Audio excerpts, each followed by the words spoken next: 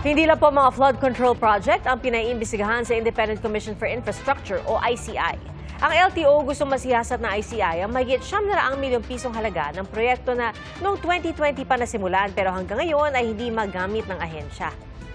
Saksi si Joseph Moro. Sa bisa ng inspection order mula sa Makati Regional Trial Court, pinasok ng mga tauhan ng NBI at Philippine Competition Commission ng condo unit ni dating Congressman Saldico.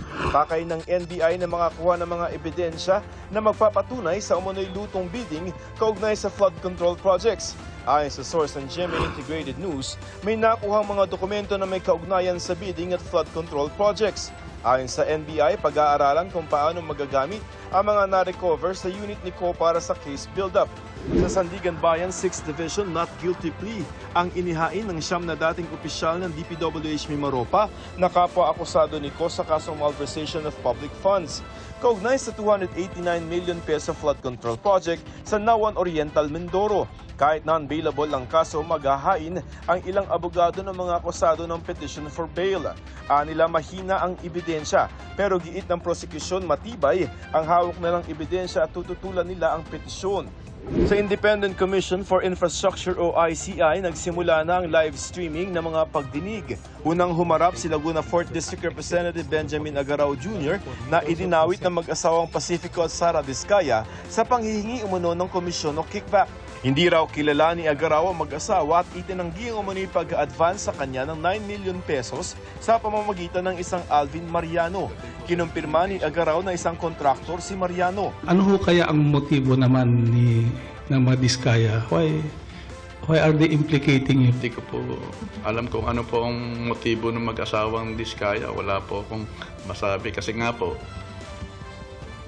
hindi po ako nakaupo doon sa sinasabi nilang panahon. Natural lang po, sa sarili ko po, ayaw ko pong palampasin ang kalapastangan ng ginawa ni Diskaya sa aking pagkatao. Ngayong buong linggo, tuloy-tuloy ang gagawing pagla-livestream ng ICI sa pagtestigo ng mga kongresista katulad na lamang ni House Majority Leader at Presidential Son Congressman Sandro Marcos. Ipinapatawag din ng ICI si Davao 1st District Representative Paulo Duterte. Pinaimbestigahan naman ni ACT Teachers Party List Representative Antonio Tino sa ICI ang listahan ng 80 proyekto sa distrito ni Duterte na nagkakahalaga ng 4.4 billion pesos mula 2016 hanggang 2022. Along the Davao and Matina rivers.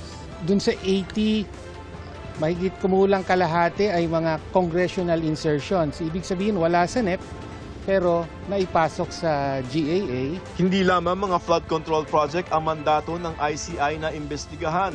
Naghain ng Land Transportation Office kanina ng bulto-bultong dokumento kaugnay sa Central Command Center o C3 project na nagkakahalaga ng 946 million pesos pero ayon sa ahensya ay hindi nagagamit.